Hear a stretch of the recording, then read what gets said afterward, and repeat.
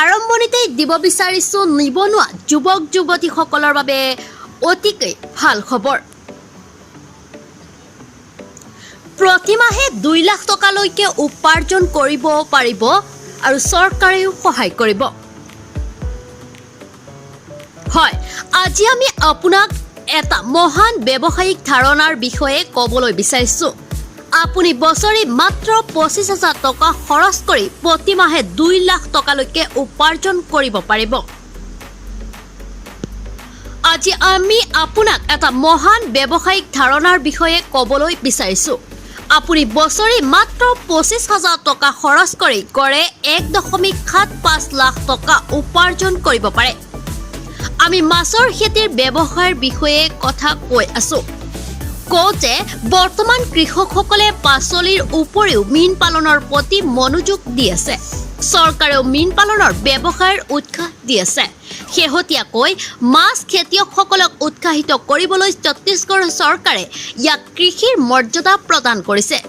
ৰাজ্য চৰকাৰে মীন পালনকাৰীসকলক সুদমুক্ত ঋণ প্ৰদান কৰি আছে।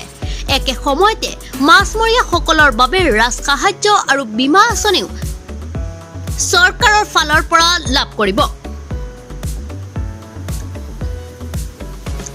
কেনেদৰে উপাৰ্জন কৰিব লাগে জানো আহক। যদি আপুনি মীন পালনৰ ব্যৱসায়ত আছে বা ইয়াক আৰম্ভ কৰিব বিচাৰে তেন্তে ইয়াৰ আধুনিক প্ৰযুক্তিৰ এক বাম্পাৰ লাভ কৰিব পাৰিব। মীন পালনৰ বাবে আজিকালি বায়োফ্লিক ফিছ ফাৰ্মিং যথেষ্ট বিখ্যাত হৈ পৰিছে। বহু লোকে এই প্ৰযুক্তি ব্যৱহাৰ কৰি লাখ লাখ টকা উপাৰ্জন কৰি আছে। এই প্ৰযুক্তিৰে কেনেদৰে কাম কৰে জানো আহক। বায়োফ্লিক ফিছ ফাৰ্মিং কৌশল হৈছে এটা বেক্টেৰিয়াৰ নাম। এই কৌশলৰ জৰিয়তে মীন পালনত যথেষ্ট সহায় লাভ কৰি আহিছে। ইয়াত মাছবোৰ ডাঙৰ ডাঙৰ টেংকত সুমুৱাই দিয়া হয়। এই টেংকবোৰত পানী ডলা, উলিয়াই অনা, অক্সিজেন দিয়া আদিৰ ভাল ব্যৱস্থা আছে। বিউফ্লক বেক্টেৰিয়াই মাছৰ মলক প্ৰটিনলৈ ৰূপান্তৰ কৰে। সেইবোৰ মাছে খায়, যাৰ ফলত খাদ্যৰ 1/3 ৰাহি হয়। পানীও লেতেৰা হোৱাৰ পৰা বাচি থাকে। যদিও ই অলপ ব্যয়বহুল হয়, কিন্তু পিছত যথেষ্ট লাভ দিয়ে। ৰাষ্ট্ৰীয় মীন উন্নয়ন বোৰ্ডৰ মতে যদি আপুনি 7টা টেংকৰ সৈতে আপোনাৰ ব্যৱসায় আৰম্ভ কৰিব বিচাৰে তেন্তে সেইবোৰ স্থাপন কৰিবলৈ আপোনাৰ প্ৰায় 7.5 লাখ টকা ব্যয় হ'ব।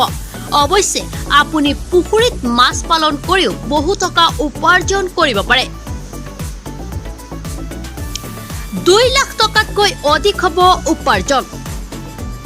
আজি আমি আপোনাক এখন সৰু গাঁৱৰ এজন সৰু খেতিয়ক গুৰবচন সিঙৰ বিষয়ে ক'বলৈ বিচাৰিছো, যাৰ ওচৰত মাত্ৰ 4 একৰ মাটি আছে।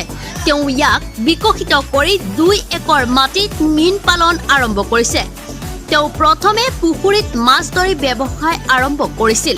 সিঙৰ মতে, মই মাত্ৰ 10 বছৰ আগতে মীন পালনৰ ওপৰত এটা ৰেডিঅ' অনুষ্ঠান শুনিছিলো আৰু পৰম্পৰাগত কৃষি পদ্ধতি ত্যাগ কৰি নতুন কিবা এটা কৰিবলৈ মন স্থিৰ কৰিছিলো। মই মেগা চহৰৰ জিলা মীন বিভাগৰ সৈতে যোগাযোগ কৰিছিলো।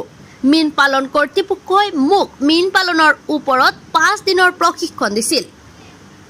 লগতে তেওঁ কয় যে তেওঁৰ 2 একৰ মাছৰ পুখুৰীত পৰা হোৱা উপাৰ্জনৰ বাবে উৎসাহিত হৈছিল। সেয়েহে তেওঁৰ ওচৰৰ কোট সদৰখন গাঁৱত 2.5 একৰ মাটি লিজত লৈছে আৰু ইয়াক মীন পালনৰ বাবে পুখুৰীৰ ওপৰত বিকশিত কৰিছে। ইয়াৰ ফলত তেওঁৰ আজি 2 লাখ টকাতকৈ অধিক উপাৰ্জন হয়।